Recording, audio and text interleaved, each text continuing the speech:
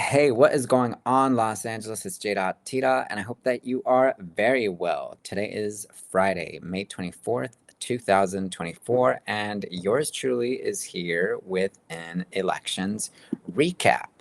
And what that simply means is that I will, at long last, be taking a glance back at the March 5th primary elections that took place well over 2 months ago, but which certainly have reverberating effects between March and November of this year, because those candidates who made it out of the primaries are heading into the general. And if in case you missed any of that stuff, well, this is what the recap is for. The recap is also just to make sure that we are analyzing a little bit of how the races went, because, hey, honestly, between like January and March, but maybe for most people in Los Angeles between February and March, the election season is all over the place and it's kind of exhausting. It can be a little bit of a drag to go over all of that stuff.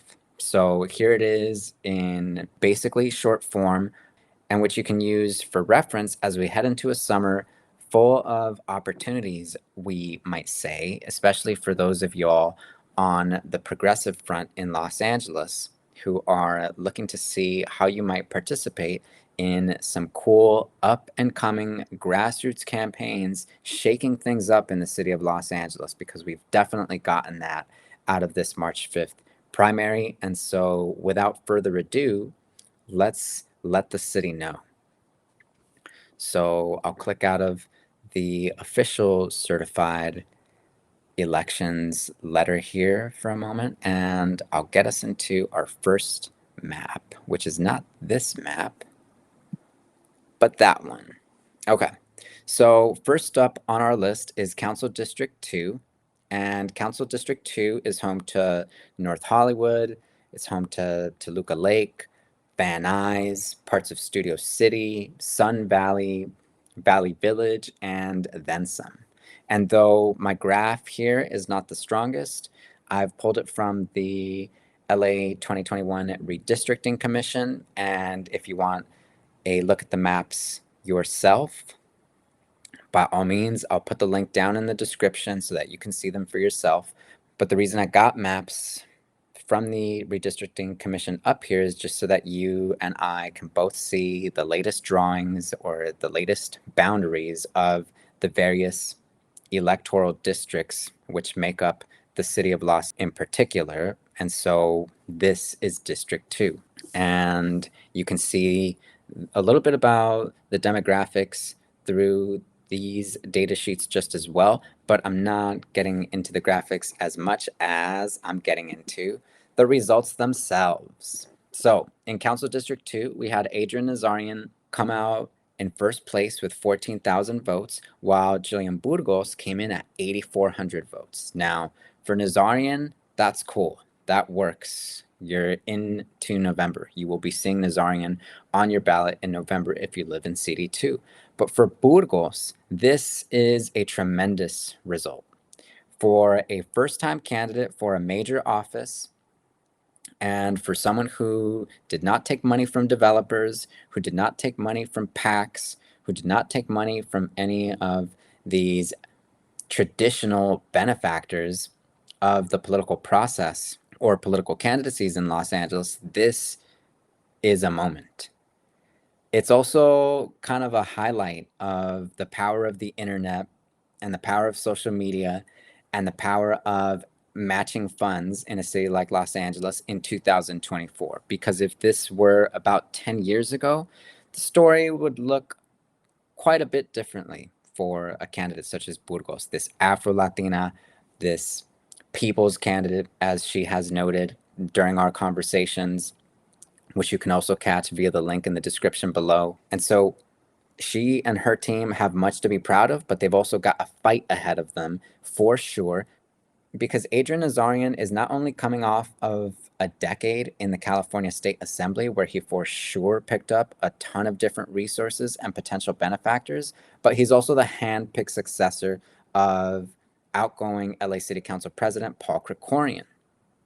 So Nazarian is who Krikorian would have run the office for him, or who he would have take up after him over at LA City Hall. But Burgos has definitely tossed a wrench into those plans, and she is not here to play. She and her team did not get to second place ahead of Sam Kabushian, another state assembly member, and Rudy Melendez, who had run for this office before, just resting on their laurels. They were definitely out there knocking doors and making a case to voters, and that's what Nazarian's team is going to have to do in a major way between now and November, because, hey, Burgos is not going down without a fight for CD2. So I'm excited to see how this race unfolds and what is next.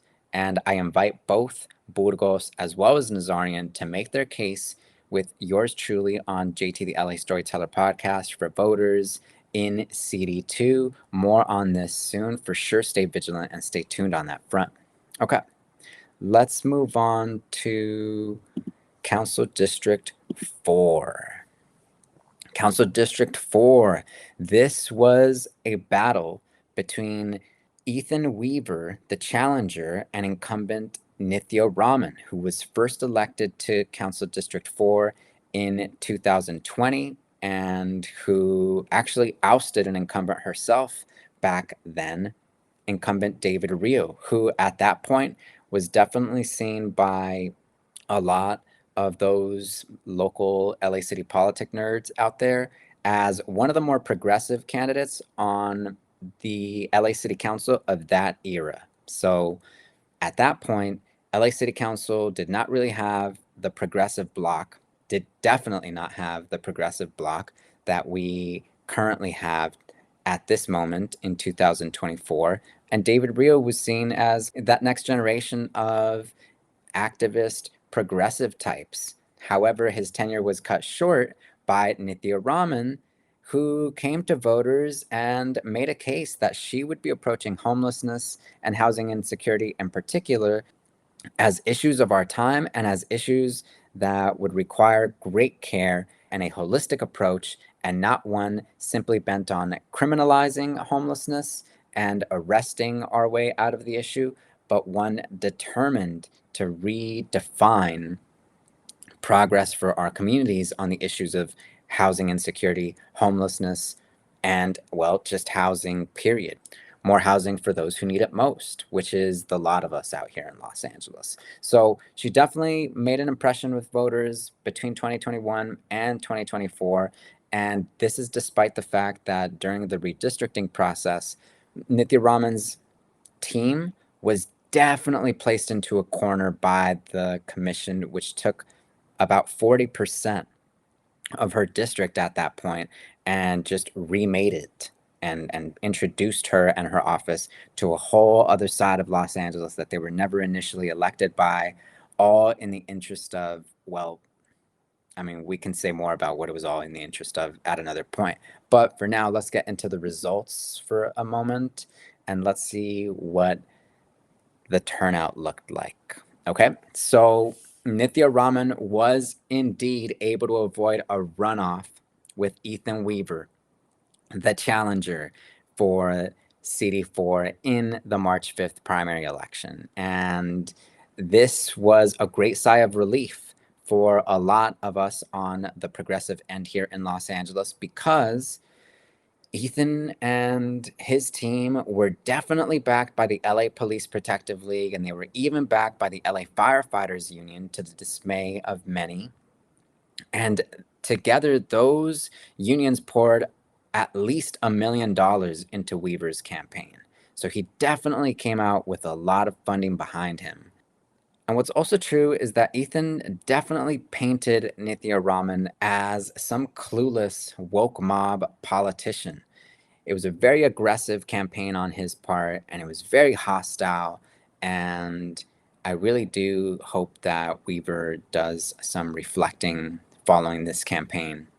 And I really think that at the end of the day, for those conservative elements out there who have kind of relied on that reactionary way of doing politics, and the reactionary rhetoric to get elected, this March 5th primary showed that, hey, like, you're going to have to come up with actual alternatives and real solutions to the issues of homelessness and housing insecurity, besides policing our way out of this and besides locking people up as we did in the 90s, as we did over the 1970s through the 1990s, really. And so, yeah, it's all just to say that Raman has definitely solidified her position in CD4 as the progressive of the people, and that she has nothing to worry about going into at least the next 3.5 to 4 years of her tenure. She is in,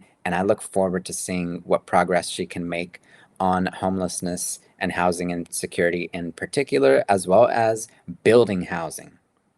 I definitely want to see what kind of housing is coming into CD4 over the next couple of years, especially because Measure H funds are supposed to be trickling through, and especially because, hey, if the voters are for it, then let's get some shelter beds over in CD4, and let's get some extremely low-income housing for those who need it most through the neighborhood. Oh, yeah, and let me not be remiss to shout out the neighborhoods of CD4, which include Los Feliz, Hollywood Hills, Encino, Sherman Oaks, parts of Reseda. Yeah, that's the stuff that got added in last minute. Silver Lake, Studio City, and Van Nuys also added at the last minute.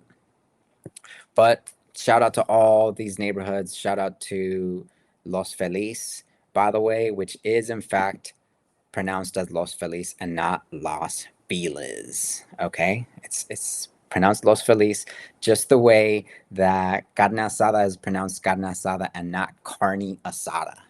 Just FYI. Okay, with that said, let's move on to Council District 6. Let's see here. Go back to our map first. There you go. Okay. Council District 6, where we move into more of the SFV, but this time with the neighborhoods of Lake Balboa, Van Nuys, Panorama City, Arleta, North Hills, the rest of North Hollywood, and Sun Valley.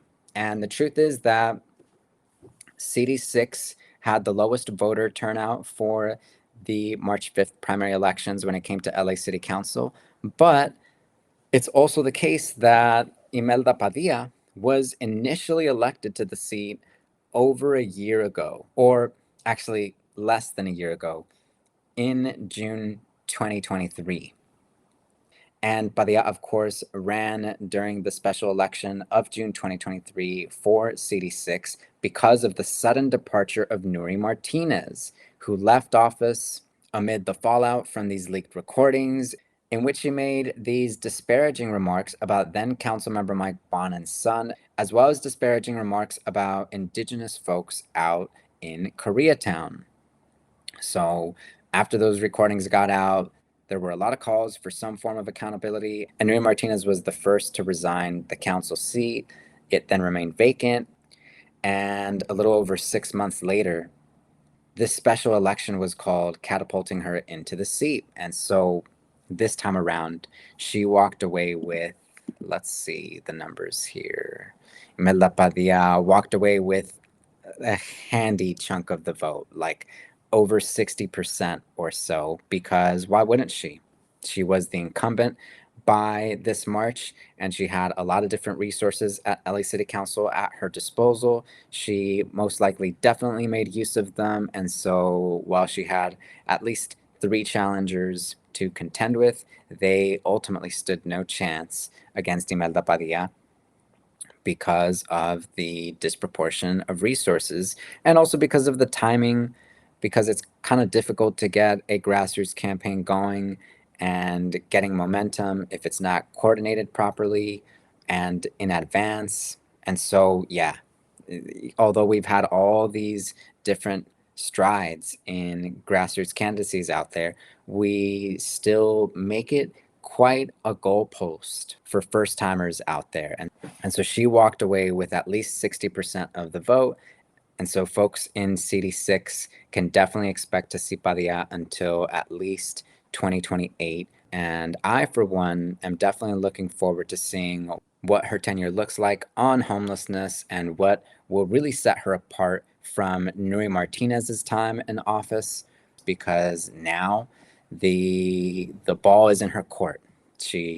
Because now with this election behind her, the ball is absolutely in her court in terms of the kind of policy she and her team can put into effect through CD6. So I'm definitely staying vigilant and stay tuned on this front. Okay. Okay, moving on, let's go ahead and take a look at the next council district up for election this March 5th, which was Council District 8. And let's see. Yeah, I'm still not a huge fan of my graph. That is the bordering here, but let me see if I can slightly maneuver. Yeah, I think that should just about do it for now. Okay, Council District 8, which is home to parts of Baldwin Hills, Chesterfield Square, the Crenshaw area or corridor, Lamert Park, Jefferson Park, Vermont Vista, Green Meadows, View Heights, and West Park Terrace.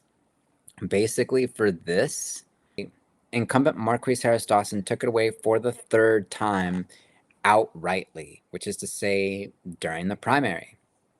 So here he's got, I don't know what that is, 19 plus 4 is 23, and he's got just like underneath 20K for that. I mean, he walked away with at least like 80% of the vote or something to that effect here. Yeah, someone check my math, but he got it outrightly here. And what's also true is that in 2015, he also won his race during the primary. And in 2020, he ran unopposed. So it's been a pretty smooth ship for Marqueece Harris-Dawson in Council District 8.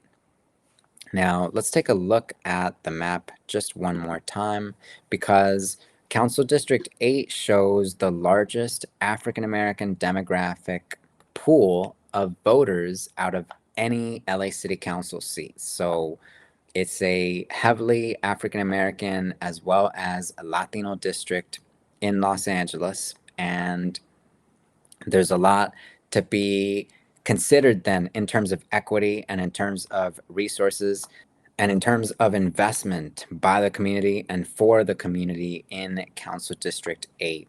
And what's also true is that Marqueece Harris-Dawson was actually born in South Los Angeles and would actually cut his teeth or really find his footing and find a name for himself through his time at Community Coalition, which was and is a Black and Latinx coalition out in South Los Angeles that was initially founded by none other than Karen Bass in the 1990s to fight the crack cocaine epidemic of that era. And so Community Coalition today remains in effect with a number of programs for local communities there, but Harris-Dawson has obviously come into his own as the LA City Council representative for CD8, and so he's also currently the chair of the Planning and Land Use and Management Committee over at LA City Hall, which basically approves most of the housing and commercial real estate that is up for grabs out there, we might say.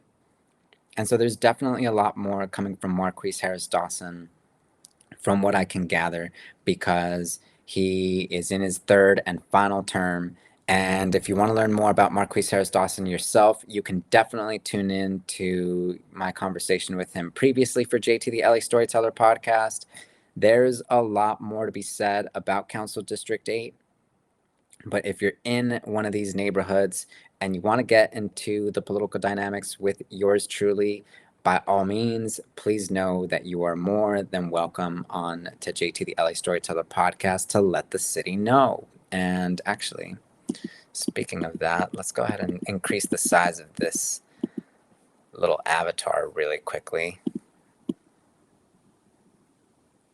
There we go. Shout out to OBS yet again for the win. Okay, let's move on because Council District 8 is pretty much wrapped up here. And that then leads us to Council District 10. But first, let's get the map for Council District 10.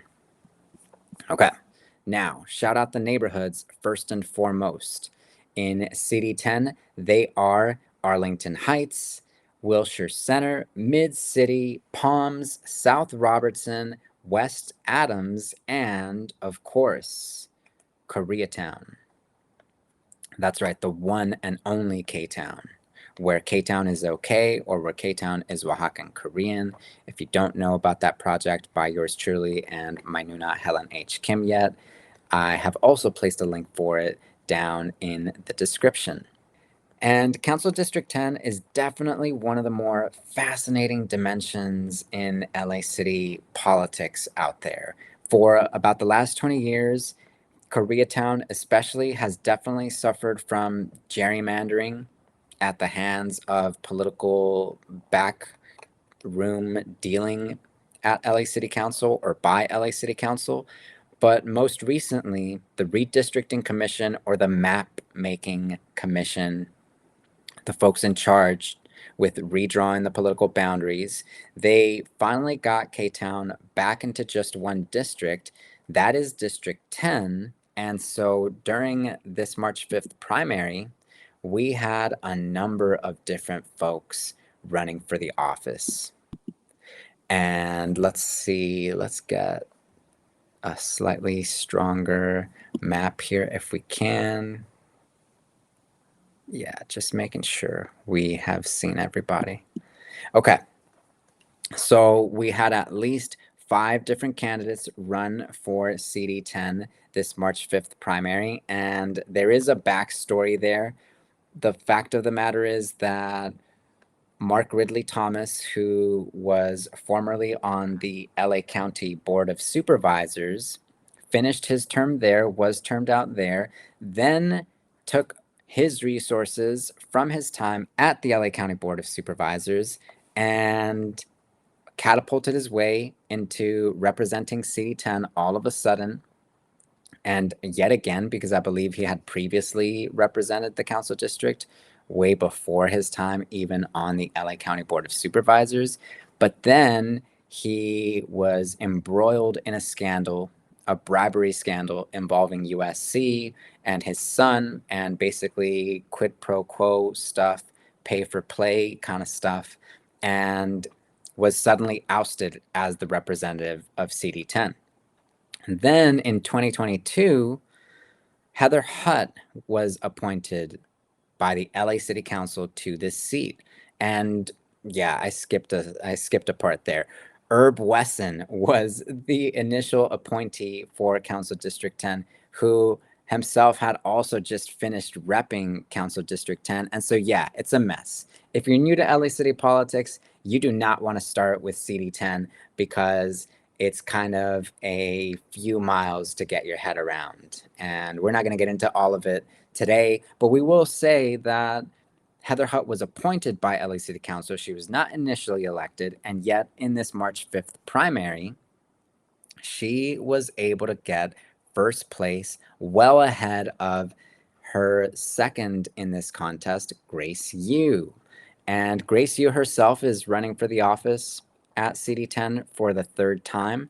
But I have to say that for Heather Hutt, who was relatively unknown, probably to the vast majority of residents in K-Town prior to her being appointed by the LA City Council, for her to get first place at this rate, it was definitely a strong showing. And I think it's definitely an indication of, once again, an incumbent leveraging their resources over at LA City Council or LA City Hall to really hit the ground running and make sure that, at the very least, just enough voters show up to push them over the line.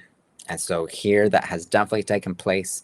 And I think it's going to be difficult for Grace Yu to actually unseat Heather Hutt in a runoff in November. but maybe I'm mistaken. Maybe Grace Yu, or probably Grace Yu, adamantly disagrees. I definitely invite her and her team, as well as Heather Hutt, onto JT the LA Storyteller podcast to say more.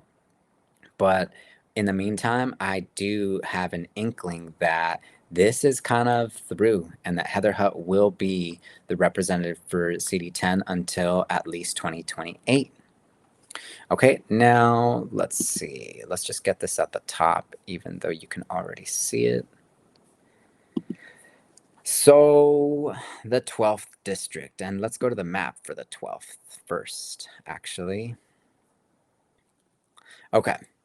The 12th district encompasses the neighborhoods of Chatsworth, Granada Hills, Porter Ranch, West Hills, North Hills, Reseda, and Northridge. And shout out to Northridge in particular. I love CSUN, and I got nothing but respect for the Matadors. Congrats to all the recent graduates and all those who are in the Chicano department, as well as African American departments in particular, because those are historic departments, and you can read about their establishment in Set the Night on Fire, the book between the legendary Mike Davis and John Wiener. Really great read that I totally recommend to y'all. And yeah, Northridge, you got to get some of the graduates out there to run for office, because right now this is definitely a conservative stronghold for Los Angeles. And I should state for the record, there's nothing inherently wrong with being a conservative or having conservative values. But when this translates into Council Member John Lee, who is the official representative for CD12, picking up funding from realtors and housing developers and the LA Police Protective League and a number of other special interest groups who are only interested in the same old policies of locking folks out of housing and then locking them up for lacking housing, then, in my view, we are in serious need of a change. And Serena Oberstein, let's get into the results, came into this race a little bit last minute for a lot of voters' minds, 20,000 votes at that, where you had about 53,000 in total turnout. That's honestly pretty impressive. I also feel like if there were more coverage of the race and more coverage of just LA City elections in general, especially by these mainstream media outlets, I do feel like we would have a much closer race here. But instead, you've got a lot of the usual, which is the incumbent leveraging those LA City resources and hitting the ground with a lot of ads and a whole lot of sway in turn. And so Oberstein was unable to manage more than, I think, 30% of the vote, which was half of what John Lee got.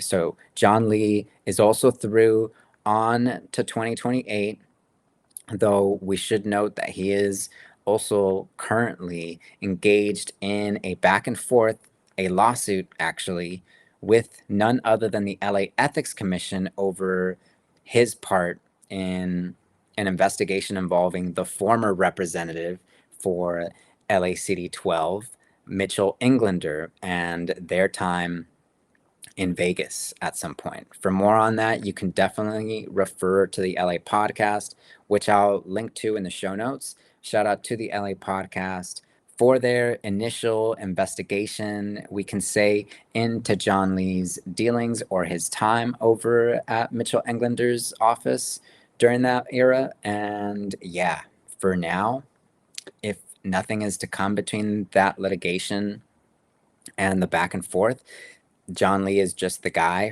for this, I want to say, northwest part of the valley. Let's look at the map one more time. Yeah, I think that's fairly accurate. He is just going to remain the candidate and sole representative for realtors and developers and these other special interest groups through CD12. And I'm rooting for, especially a matador out there, to come through with an alternative for voters in these districts so that we can see some shelters, so that we can see some extremely low income housing, so that we can see some progress on transportation infrastructure and so much more through the Northwest Valley, and to see to it that more of the community on this side of town gets its fair shot at not just survival, but a chance to thrive in this beautiful chunk of the city of Los Angeles. So yeah, that's City 12 for us until further notice. And now, last but certainly not least, is Council District 14. And I do have to say that it doesn't get any more nail biting than this. I think that for a lot of progressives who were watching this race over the last couple of months, especially those not living in CD14, which includes yours truly, this was just the most interesting race to watch. And it was very interesting because you had not just one nor two, but at least, let's get this looking really strong on our map, or let's get this looking really strong on our screen here.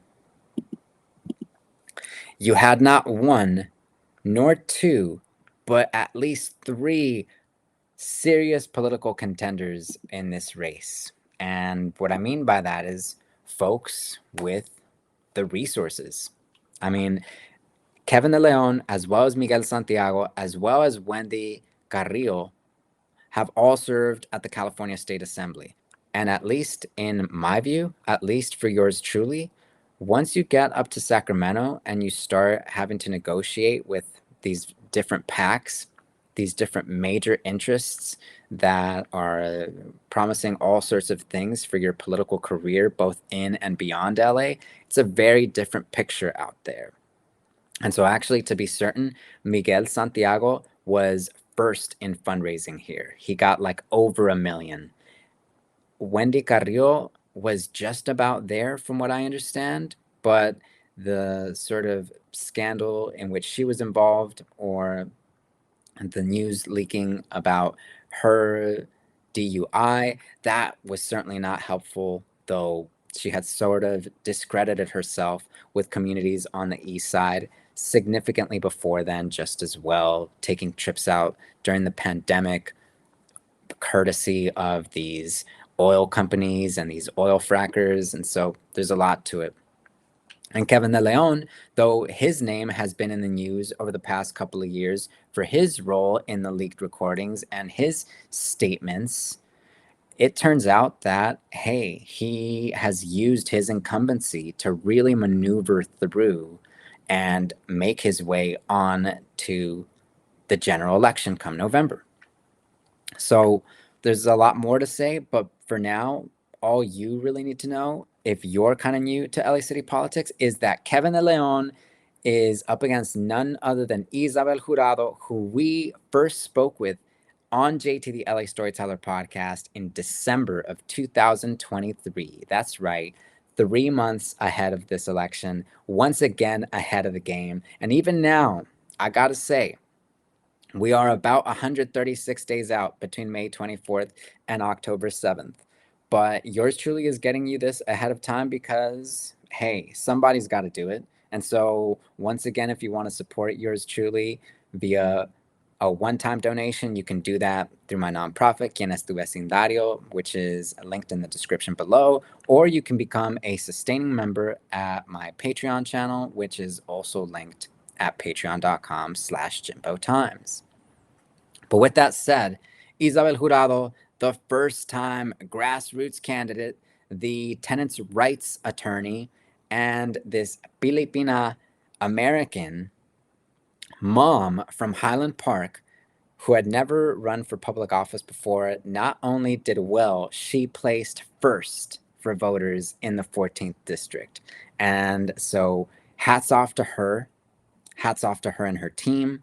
But now the battle has just begun anew, because for yours truly, standing not in CD14 directly, but just in the vicinity, it's fairly clear that Kevin De Leon will now be taking resources from those folks who were behind Wendy Carrillo and Miguel Santiago. Whoever was funding these other campaigns in particular to take Kevin De Leon's place during this March primary is now almost for sure backing Kevin De Leon somehow, some way on the sidelines.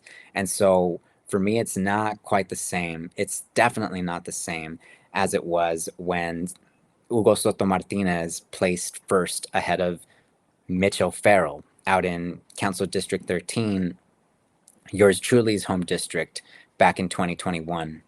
It's not the exact same thing because Kevin De Leon is himself a former state assembly member. He has definitely shown, at least through this placing, that he knows how to leverage his resources, that he knows how to reach voters in CD 14 one way or another.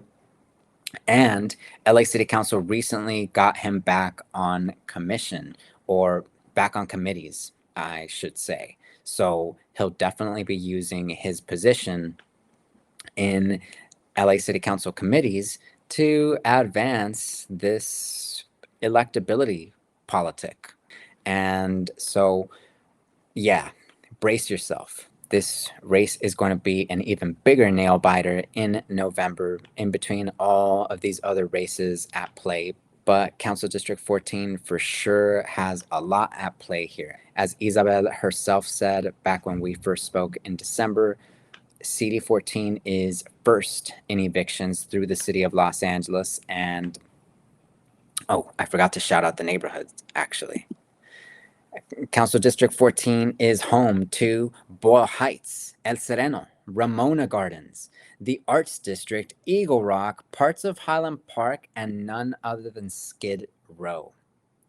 And so the last council member for this district was Jose Huizar, who was also indicted by the FBI for his dealings concerning none other than downtown LA and a Chinese conglomerate out there looking to build hotels in the DTLA area. And so CD14 and the constituency, the people of CD14, have been through a lot over the last few decades when it's come to their political representation. And the addition of Skid Row into CD14 after the last redistricting session, or after the last redistricting process back in 2010, 2011-ish, it definitely absorbed a whole new set of issues because, hey, Skid Row and the downtown LA area remain at the top for homelessness in Los Angeles. And there is so much more to say about CD 14, but what we can know with certainty for now is that, hey, I am looking forward to speaking with Ysabel Jurado about all of this soon, especially as we consider LA City Council's new budget heading into the 2024 through 2025 fiscal year and then some. So with that said, that's been the recap by yours truly for the March 5th primary election concerning LA City Council in particular. I will look to do a recap on LAUSD as well as LA County and the district attorney's race within the next couple of weeks. It takes a little bit because there are a number of other cuentos that I'm definitely looking to bring to you all soon. But hey, if you sign up for that Patreon channel or if you make that donation, it will go quite a way in swaying me towards getting this to you sooner rather than later. So sign up at the earliest possible opportunity. And until the next time, you already know, stay vigilant and stay tuned. It's J.T. out with more soon.